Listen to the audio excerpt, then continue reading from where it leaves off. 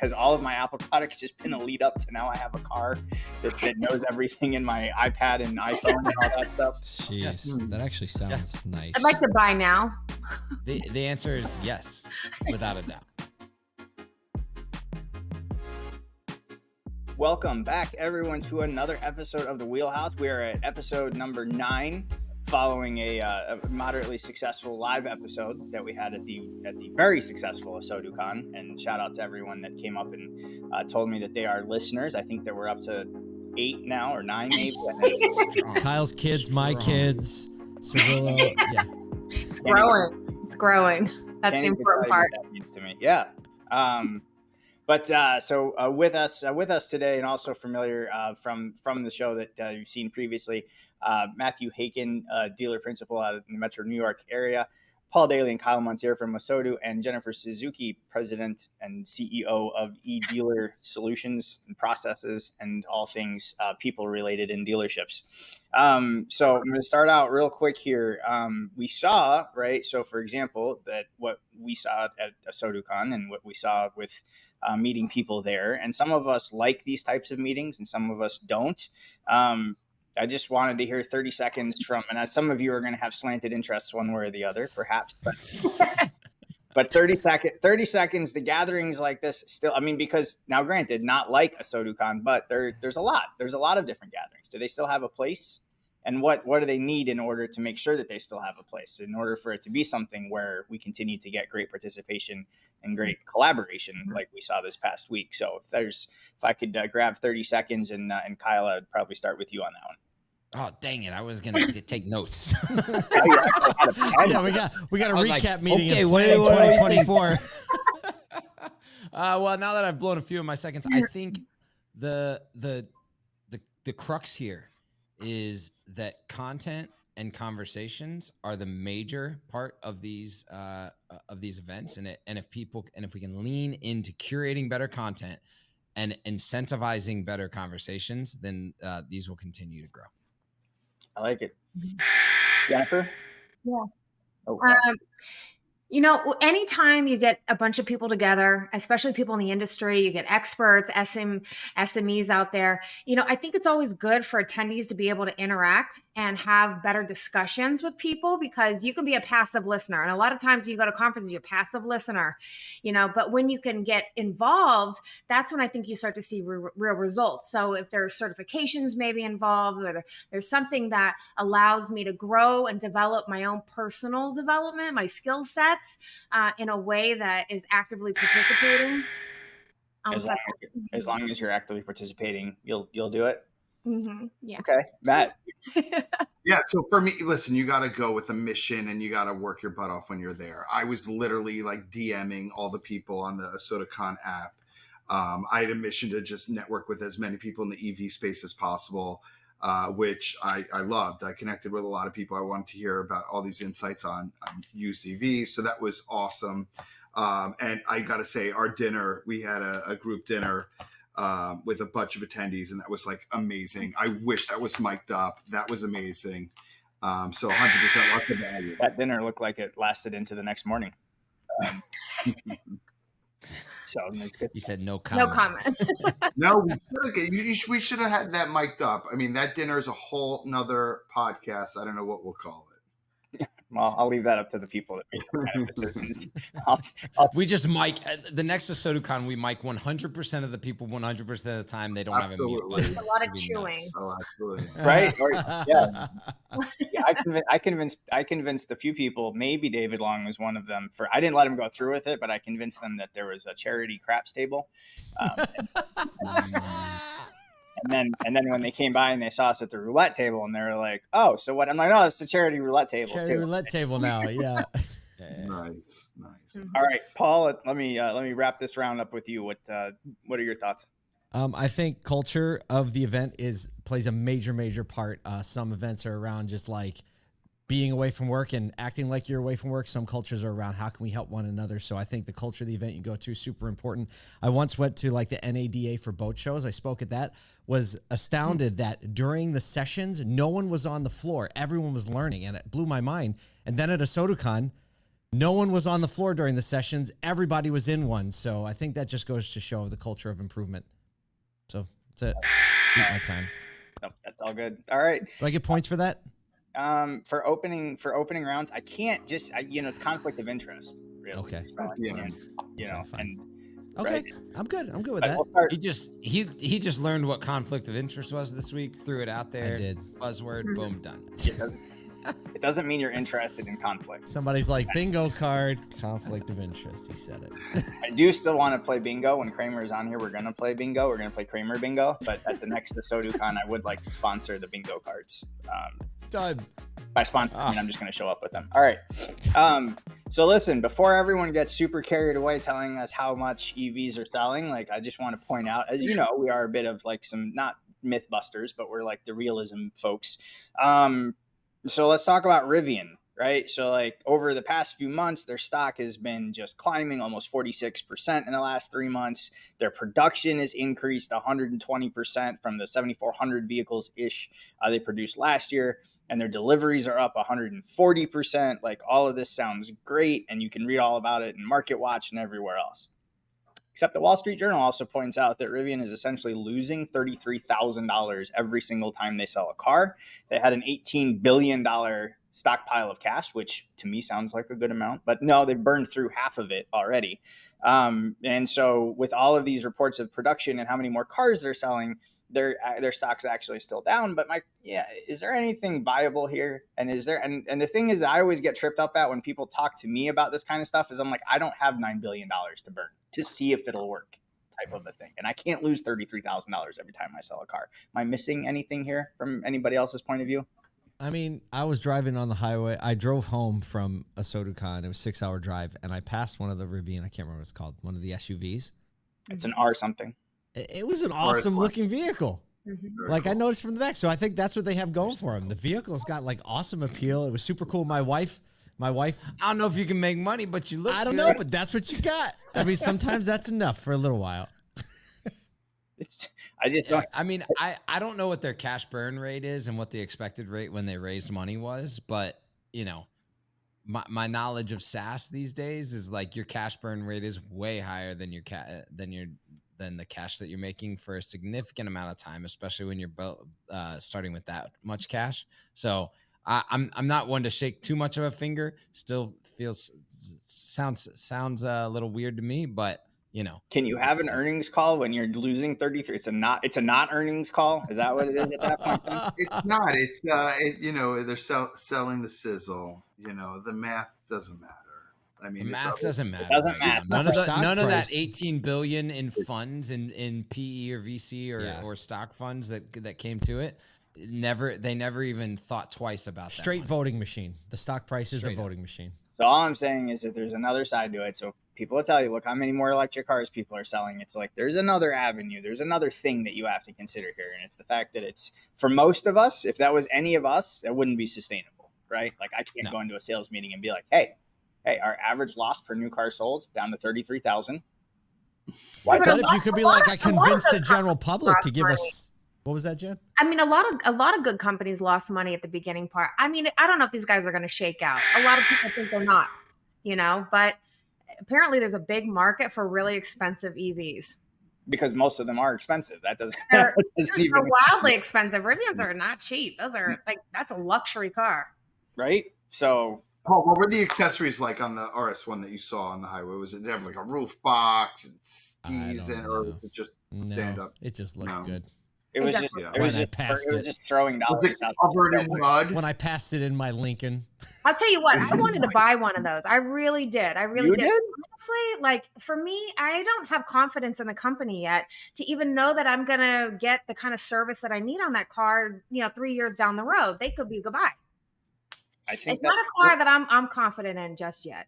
Let me tell you, I was doing school drop off last week, and this guy had a red Rivian RS1 covered in mud. I mean, there was mud everywhere, and he just like strutted out like, "Yeah, I just got it from off roading on this beast." Jen, is what cars look good, but is what you said about the company not being sustainable? Is that something dealerships can? Would you use that in a dealership if someone tells you that's something that they're going to be looking at? if I'm trying to Yeah, if you're trying to say like, She's saying my yes, brand. absolutely. Well, I wouldn't got a say that on hard- the show, but No, Okay. a hard no. You never go negative. That's true. You say, wow, that car's a beast. I love it. It's amazing. By the way, where the heck do you go for service? Like, but don't go negative. you should get a Don't- Polestar, Jen. so, Yeah. Yeah, those are good looking cars. I'm a little Yeah. more confident in that car. so don't say Yeah, so don't thank say you. basically like, oh, they're still around. Okay, yeah. No, that's yeah. I mean, All right, shifting gears back to Don't go BMW, there. who we absolutely roasted for them taking away the ability for us to subscribe to when we want our butts roasted by backed off of the subscription model for their heated seats and going now in the polar opposite direction. I'm not saying the two are related. It's just funny it's in the same company in the same month. It's also interesting that you said polar. That was strong. It's real good. You didn't even get the pun. Oh, Impressive. that's and usually I'm kind of a pun master. All right. Ah. Yay. So BMW has a trim level in their M vehicles called Competition, and it typically would make that be a little bump in horsepower, some different, on the lower end cars, obviously to more bump in horsepower on the higher end M vehicles, and some trim differences and some wheel differences and things like that. Anyway, long story short, it's gone. It's just part of M now, right? So you took something for a long time. Everyone that was in the used car business was, like, is it an M3 competition or not a competition? So now they're just all competition, right? So from a company that went to, from a subscription standpoint for heated seats, to now giving you, I think on average, that package is just under $3,000 on the low end. Now that's just standard equipment. So what they do, just mark the car up and throw it in there? yeah. No, here's the trend, right? The trend is they have raised prices on every car. Once you go up, you can't go backwards. So what do? You throw in more value, and you're going to see this from everyone. This is going to be a trend that everyone's going to copy. But yeah, because everything is more expensive. So what other things are there, or what's there in a dealership that we can add in that also, because everything's more expensive right now. Yeah, but we're not the ones. No offense, the dealers. We're not the ones. I mean, some of us had like market-based adjustments, but it was really the manufacturer. If you look at the last 2 years, I mean, they've raised the prices of these cars over and over and over again. Maybe some dealers did that, but again, at the end of the day, the market is the market, and people are going to pay the value. But since the manufacturer raised the price, they can't come back, so they got to do this. And we've all, but so we raise prices, we saw prices raised on us, and everything we do is more expensive, right? So, Absolutely. Okay, well, continue the trend then. What's next, either from an OEM standpoint, or what can you do at your dealerships that would be like you're actually including more value than what you were previously, or what people see at your competing dealerships? I could be totally off the rails on this, but honestly, like I deal with this every day with salespeople and sales teams because the prices went up. A lot of manufacturers have taken what was once optional and now made it standard. I do agree, it's trending, but at the end of the day, the price is the price. You have to bring up the value in the way that you treat people, your communications, what you bring to the people want certain things from you. They expect certain things. They tell you every day what they like, what they don't like, how they want to do business. And constantly people miss the mark because, it's not something that people obsess over because the deals are still going to be done. We're still going to transact, it's not hard to make money. And so, I just think you have to be more mindful of the way you treat people and how you follow up with people and what you bring to the table and how you present the value. I think that's the biggest danger, is that their dealerships won't present the value. Like now that it becomes standard. Though bypass is the same thing like with the demo. People bypass the demo, the walk around, bring the product features up in value in your conversation. So I just think we have to do a better job at communicating the value that we provide for customers. Yeah. And that's basic. Like you go to Rivian, you go to Lucid, and they don't provide loaner cars. They don't offer pickup and delivery. Yeah. They don't even have a network of people servicing the cars. They have certified independents, one in every state. I think as dealers, we could tell the story better. And, I think that's one thing that, it's the mission of ASOTU and Wheelhouse and ASOTUCon is we need to share our story on our value and do it in a better way. And the only way we're going to do that is by coming together and talking like this. You know, Daniel and I had a side conversation like a couple days ago, and I was saying to him, I'll give you a quick example. I hope this is relevant, but I said, you know, a lot of times you deal with customers today that are not in market. They're doing their research a lot longer. You know, they're looking at multiple brands. They're just investing an extraordinary amount of time in the journey, and now, you know, they might contact your store. They might fill out a form because that's what they had to do in order to get the information that they wanted. So now we're over here in a sales process zone, trying to get them in the door, trying to get an appointment, try to move this deal forward.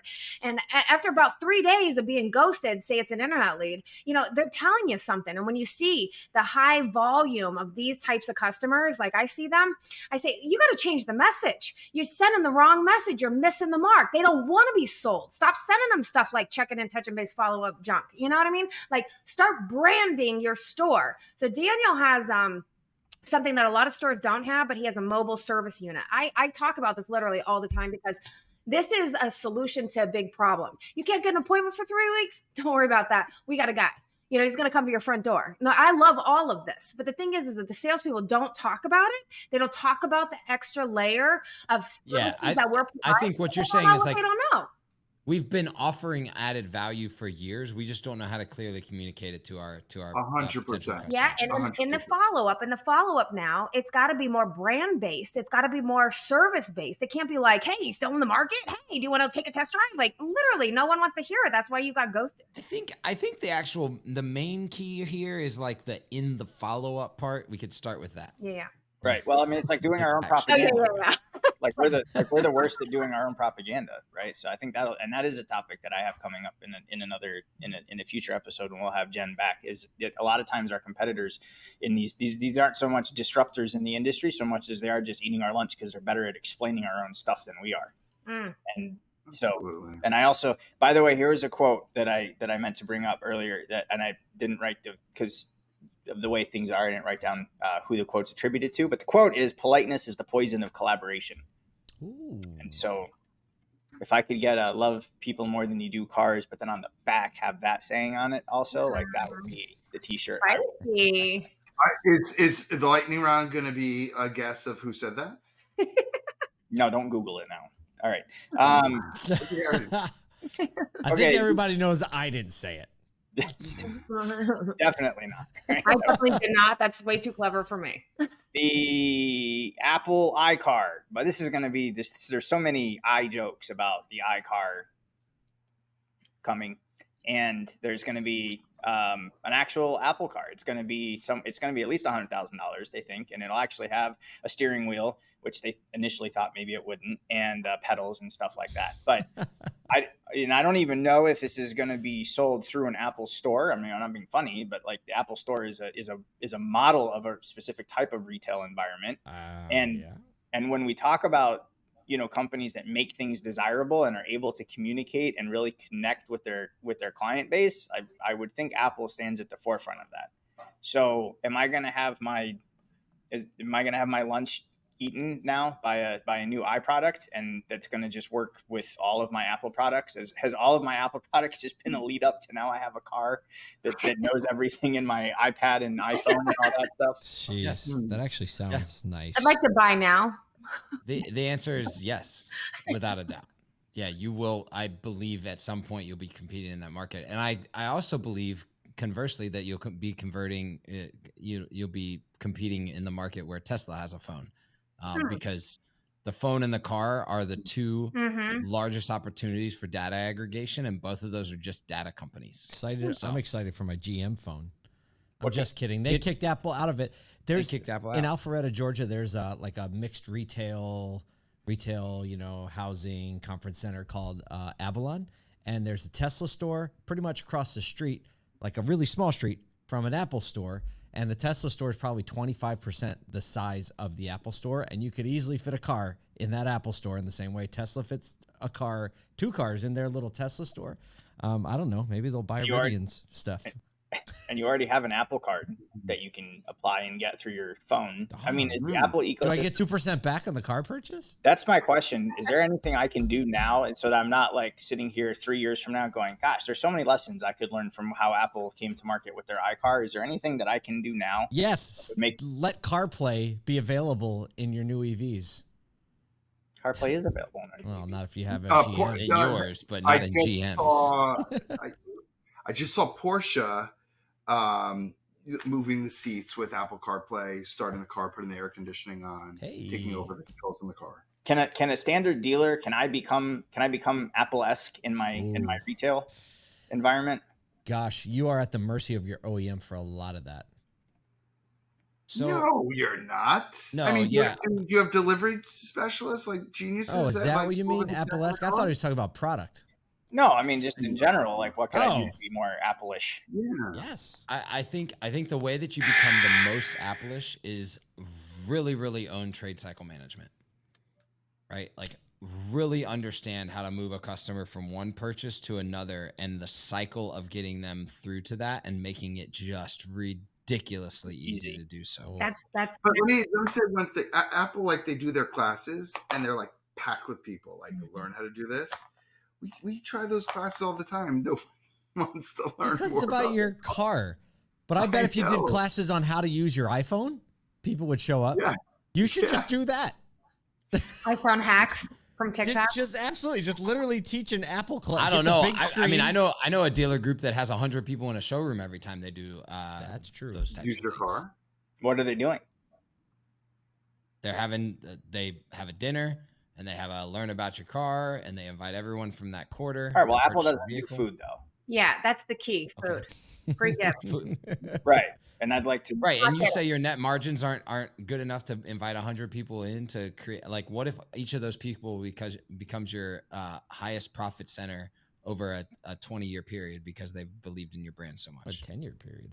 I think it would be an interesting question to ask what channel do you think that type of customer would most likely come down to be engaged with the dealership? And to answer your question, I don't know that it would be a free dinner at the dealership. That's fair. A great point. I still think I think that if I'm a customer and I can quickly on like right now on my phone, I could trade in my iPhone and buy a new one in less than 6 minutes. Right. They know everything about me, Yeah. right? You should know everything about your customer. Granted, like maybe you can't do the whole digital purchase, right? Because of your DMV or something like that. But you already know everything about your customer. You have all the information on their vehicle. As long as you've done service, you can estimate their mileage pretty darn close, right? If you've done the full trade cycle management, so you know their actual mileage. Maybe you actually contract with someone to have an OBD2 scanner on their vehicle so that you can see the exact mileage at all times. Mhm. Give them the real-time feedback of their trade value, photos, boom, and then they're straight into the next vehicle. You don't have to do a demo walk around. You don't have to do a showroom visit. You show up with that car on their doorstep with all of their stuff already done. Like that's the definition. Or even better, like service. You should own service retention as a There you dealership. go. That's much more accessible than anything, I think. Yeah, Right there. This one's real. I don't know why more dealers aren't doing this. Why all you like fleet of loaner, fleet of valets. And every single person should get their next service appointment scheduled. And when that next service appointment is coming up, you should be texting that customer saying, hey, looks like your vehicle is scheduled for service on Thursday. Is it going to be at your home or work? We're coming to pick it up and take care of it for you during the day. And if they say they're going to be on vacation, excellent. Is next week or the week after better for me to come to your home or work and pick it up? Boom. Like your labor dollars per RO is higher. Actually, customer retention goes up. I mean, all of this. We pick up people's cars from their garage when they're on vacation. They usually prefer that, actually. Yeah, exactly. absolutely. Done. Heck yeah. Yeah. I'm gonna save Link up my. to I'm gonna Amazon save my Garage, service and all of a sudden experience. you got the Chamberlain MyQ, and you just like clicking on that thing. I bet here you we go. Amazon would love to integrate a partner like that. I'm gonna save my service experience for our last topic today. Okay. All right. We've gone so over because I got excited. I'm gonna, for your passion and your excitement, Kyle, I'm awarding you 84 3/5 of a point. So Epic. Here's Heard the on the street, Wall Street Journal, car sales are slowing. Car listing websites are just getting started. So apparently, and by the way, they also characterize our market as a not too hot, not too cool market, saying that that's just the right temperature for online marketplaces because dealerships' ad dollars will start building up again. And they do point to some sources showing that they are building up again. I'm also going to tie in here. Remember that the founder of Bring a Trailer told us that the websites that we use don't inspire trust. They don't make they don't add value to the listing. They don't make it that it's a transparent and easy learning experience and buying experience about the car. Took a dig at our websites, took a dig at the websites that we put our cars at. What's the right solution right now in this not too hot, not too cool market? How should we be coming to people and expressing the value, which, by the way, I don't think those websites do the best job at expressing the value that we can offer. But what's the thing that you're doing that maybe also doesn't increase my ad dollars? One thought I have is, and this is for if you're in the same make that you sell, the fact that the OEMs cannot list certified cars and that the OEM website for certified pre-owned cars is not the first thought in people's heads. That is just blasphemy. But it just shows you that the priority of these OEMs has nothing to do with used cars. They want to sell and wholesale and retail new cars. But I mean, the fact that these third-party listing sites exist and customers are not like, oh, I want to go to OEMCPO.com. I think it's crazy. Most of them don't even own that address. So I'm sure. Yeah. Well, actually, so this is crazy. I was talking to a manufacturer leader in the remarketing space last week at ASOTU. He was letting me know that right now, in the last 18 months, the retention to brand is higher with CPO vehicles than it is new vehicles. And so their entire strategy right now is wrapped up around how do we accelerate CPO language into our marketing message. So that's huge. So I do agree. Like if an OEM is thinking that way, then as a dealer thinking that way. And I can also tell you that the panel that person sat on with two people that have over 85% of their used car inventory as CPOs are two of the most profitable used car operations in the country, as well as have a significantly lower turn than a lot of dealers in the country. So I do think that like higher turn. Yeah, higher turn. Not Sorry, lower turn. Yeah. higher turn. Lower day supply. Higher turn. Yeah. So lean in on CPO. Yeah. You're going to see the OEMs as a result of that go older in CPO. They're going to add a year or two or three, especially as we get into a drought of lease returns coming back. They're going to be like, let's certify older cars. There's been a few that have done it. They're all going to copy each other because that's all they do is copy each other. To our main piece here, little JD Power information on a study that came out just recently that titled "Brands Making Customers Work Too Hard and It's Affecting Our Customer Loyalty," which is one of those things that we kind of figured. But then you read this, and they'd have some very, very good points and some interesting statistics too. Not only just how long does it take to actually get something done on the phone, and that calling a business, not this isn't dealership specific, but calling a business is the slowest way of getting something resolved, which is also, anyway. So Paul, you said, is this the one you were saving for? I have a story and OEMs, and it's actually as recent as this morning. And this is where I understand a lot of OEM requirements and oversights, especially when it comes to how a group will handle a customer. So I drive a Lincoln, and it's a certified pre-owned Lincoln, and I enjoy the fact that I've had a great service experience, and I have a personal contact at the store, and they've really done a great job. Well, my personal contact got transferred to another store in the group, and so today I had to schedule something. I called, and the recording that greeted me said, "If you want a world-class service experience, press 1," to which I pressed 1, and then it put me on hold. So it already and then it put me on hold for like 8 minutes. And then I finally talked to someone, and I had to explain my whole situation to him. And then I asked if I could have a loaner, and I went on hold for another 5 minutes. This is brutal. And I was like, so like, I wish I could have texted. I wish I could have, because I used to just text. And so I understand, like, calling and this whole disparate like experience is a real challenge. That hold time, I see it all the time in the majority of stores. And a lot of times people don't even listen to their recorded calls to even identify what you just experienced as a problem. So it'll continue to repeat itself. But in my experience of listening to thousands and thousands of calls, that right there, you could pinpoint and say it's a universal problem in most stores.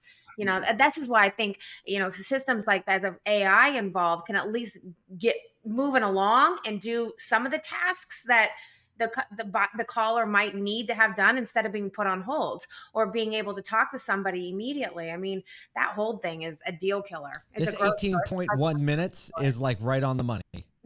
That's just crazy. That's sick. And That's good sick. is not good. How about good is not good enough?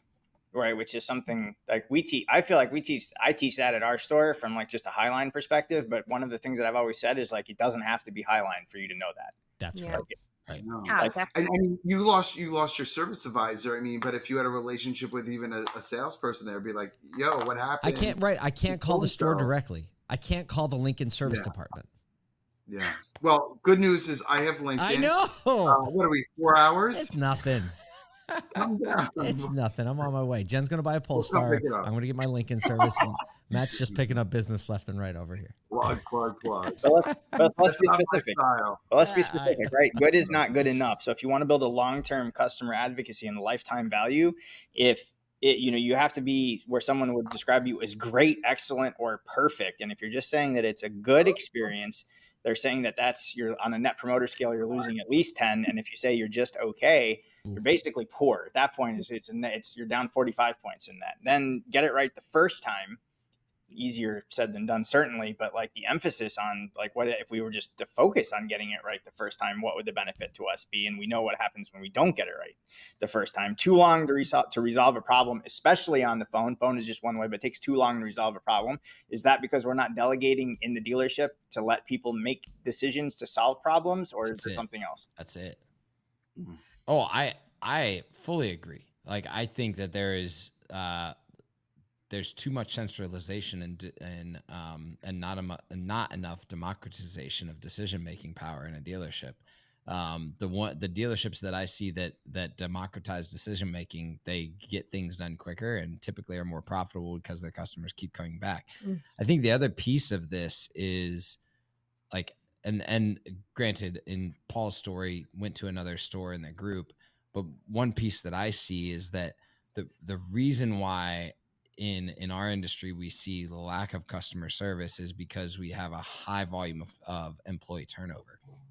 And so you have a massive knowledge gap in what's possible, an inability to use the technology and resources that are at hand.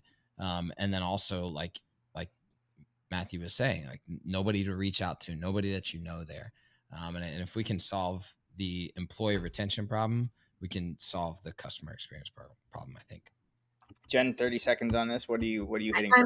I love what you just said. I totally agree with everything. And then I'm just, thinking about my own experience, and I think it boils down to like interview process, really, because a lot of times, we're not executing a discussion about culture, expectations, how we treat people, and then nurturing that. Because a lot of times, I mean, you're dealing with people that some people just don't care. Some people don't even know what customer service is. They're just checking boxes. But, this is a human business. And so, ensuring that there's some sort of fight in the person from the jump. They understand customer service. Like they know how to fight for it. They want to fight for it. I'm looking for that guy. Because I don't know if you could keep teaching it over and over and over. I got to look for it. Yeah. All right, and I'm gonna quickly just total up and Kyle has the most points for the episode here. And so then somehow I got the only points because I was energetic or something. You said passion. So it was passion. It was the passion of Kyle right there. I'm gonna load up some rapid fire questions here, provided by the guy who makes all of this possible for us and makes us look and sound good, Nathan Southwick, our producer for the show. So here's some rapid fire questions. We'll load up 21 seconds for us to get started. And are you ready? Let's go. Okay. What's the most underrated position in a dealership? Lot porter. What's the one day of the year you're not willing to work? Christmas. What's of the big three, who's going to be the first to sign a contract with the UAW? Ford. On a scale of 1 to 10, just how excited are you for the NADA welcome reception at the Sphere? So 13 excited. and a half. Oh, If you had to, could you change the oil on your car? Now I can. And who, if it was, oh, okay, all right. Well, I'll go ahead and ask you. What was the last question? When Nathan, I assume you were talking about me on this one. So he said, when they make a Wheelhouse movie, who should play me? And I'm guessing. Oh man, that would have been a great one to ask. That would have been a earlier. great one. Now I can't answer it. Right. We'll have to save that. We'll save that one for the next time. Save it. Should I be concerned about how eager we are to answer that? Ryan Gosling, like who? We got a lot of options here. Definitely not. Right. Thank you for that. Guys, thank you everyone for tuning in at episode 9 of the Wheelhouse. We will see you back here next week for the big number 10. And we might have just as many listeners and subscribers to match that. I'm kidding. It's more than that right now anyway. But I appreciate everyone that's on here. We're going to be back next week scouring the news to give you guys some actionable items that you can take back to the dealership and take some actionable items so that no matter what the economy or the weather brings, you know you're going to be succeeding just fine. Thanks everyone for joining us on the Wheelhouse, and we'll see you again next week.